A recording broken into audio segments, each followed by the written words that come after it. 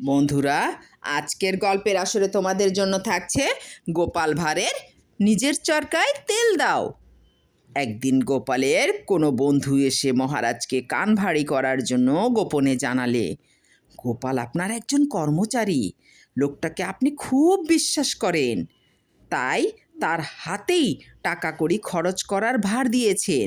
তিনি আপনার অনেক টাকা সরিয়েছেন, আপনি হিসাব মিলিয়ে দেখুন। মহারাজ প্রথমে কিছুতেই লোকটির কথা কানে তুলতে চান না। বলেন, গোপাল আমার বিশ্বাসী লোক, সে কখনো অমন কাজ করতে পারে না।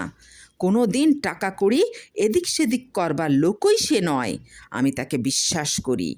তখন লোকটি দফায় দফায় গোপালের খরচের নমুনা বলতে লাগলো।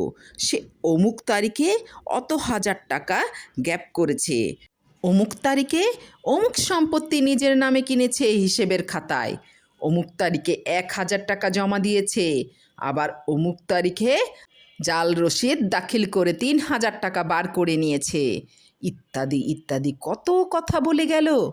মহারাজ এইসব বিষয় অবাক হয়ে শুনলেন। তারপর খাতাপত্র পরীক্ষা করে দেখলেন লোকটির সমস্ত কথাই সত্যি, কিন্তু সে টাকা তো মহারাজ নিজে থেকেই দিয়েছেন।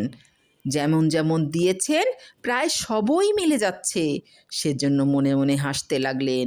তখন তিনি বললেন, আমার বাড়িতে আমার অন্য কর্মচারী বা আমি কিছুই জানলাম না, অথচ বাইরের লোক হয়ে তুমি এত সব খবর জানলে কি করে মশাই?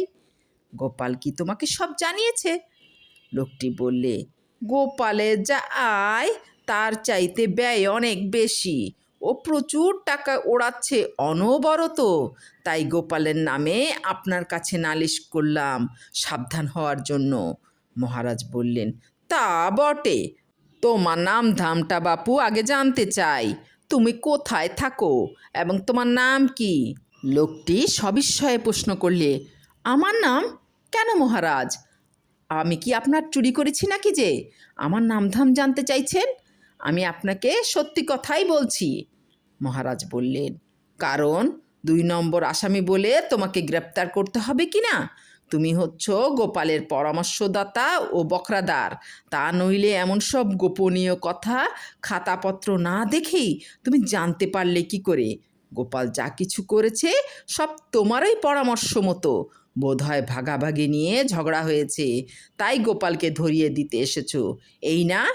যাক, নিজের চরকায় তেল দাও, পরের চরকায় তেল না দিলেও চলবে। লোকটি মুখ নিচু করে চলে গেল।